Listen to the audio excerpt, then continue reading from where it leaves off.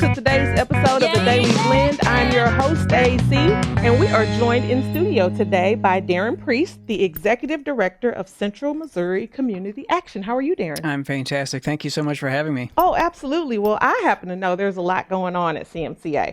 There sure is. Always. We're a very large organization. You know, we have services in 11 counties. We've got 220 employees spread over those 11 counties, and we served about 14,000 people last year in a variety of different programs and services, from crisis and utility assistance to weatherizing homes, making them more energy efficient, to Head Start, which is our largest program, providing quality preschool, early education, and wraparound services for the families, to housing assistance, rental assistance, to housing development. We're actually building houses and our Women's Business Center and helping women start their own small businesses. So that's a mouthful. We cover a lot of ground. Our mission is to build relationships, to empower people, strengthen resilience, and improve quality of life for all members of the community. And I always like to point out that it's all members of the community. Yes. So our focus is serving people with low income, but we know that makes our entire community stronger when we are working to address the issues of poverty in our community. That is absolutely true. And I mean, I'm going to pick something out of there that you mentioned that's relatively new, right? Building houses? Yes. Yeah. You know, so it's interesting. So we have built about a house a year for the last 18 years or so since I've been at Central Missouri Community Action. And every year when we do our community assessment, the need for housing it rises to the very top. And so there's a whole continuum of need out there. We know that people are struggling. And so everything from services and shelter for the unhoused, to transitional housing, to subsidized housing, to market rate rentals, to subsidized market sales, all the way up to market rate rentals. And so we wanted to sort of ramp up and do more in that space. And so on October 3rd, we're going to have a groundbreaking right there at the corner of Hickman, 4th, and Dysart. So that if you can picture, there's an empty field there right south of Kilgore's on Providence. Yes. We're going to build 14 houses right there. They're going to be a duplex style, and we're going to sell them as condos. So that means it's a great step for people who are moving from rental into ownership. Yes. So these are folks who can afford their rent, but they're just not able to save up for that down payment. Yeah. So we're going to subsidize that down payment. We're going to pay the 20% down. We're going to maintain all the exteriors on the units, the roofs, the siding, the landscaping, all the exterior stuff. But they will buy this home and they'll be able to earn equity in it and transfer it to, on subsequent sales or whatever they want to do with it. And so that's a nice stair step into full market rate home ownership. It absolutely is. And, I can picture that lot. And so that'll be later today. So what time did you say this That's morning? right. It'll be at noon, right? At lunchtime. Okay. Now it is a teacher training day. So feel free to bring your kids out. They're more than welcome. We're going to cut the grass nice and low. So we're not going to be crawling through the bugs and stuff.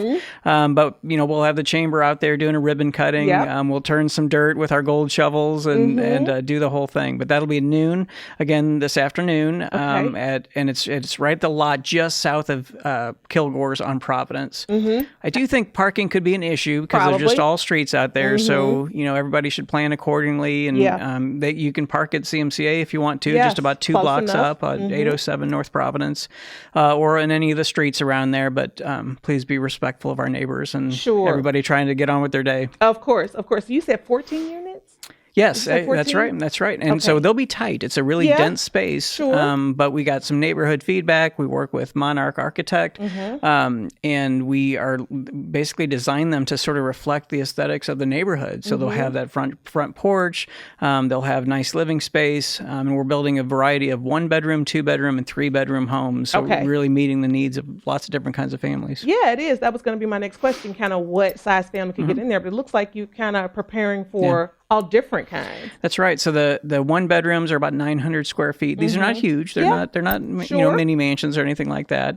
The 2-bedrooms would be about 1,100 square feet, and the 3-bedrooms would be about 1,200 square feet on 2 levels. Okay. Yeah, but I'm saying to be able to stair step from rental. I know plenty of people that are renting that would love to buy a home, but that down payment part, Yeah, it could be a little tricky. Yeah, that's exactly right. And when home sales, I think the average home sale in Columbia now is like $350,000 or something like that. These will be on sale for about $160,000. Yeah. So we got ARPA funds from the city of Columbia, from Boone County, and most recently we got an award from Veterans United for another $250,000.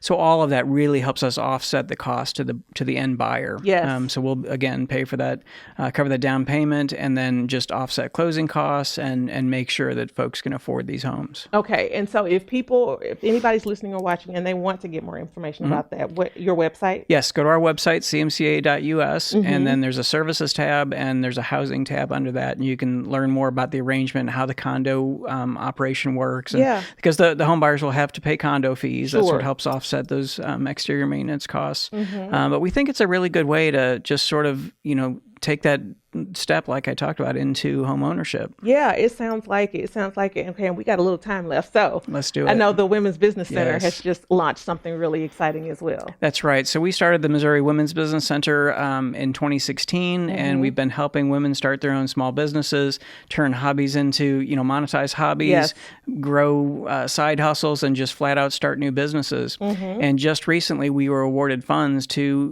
do microloans. So we're working with local banks. We're fully monetizing the value of the loans. So the banks have no risk. We're buying CDs and the amount of the loan.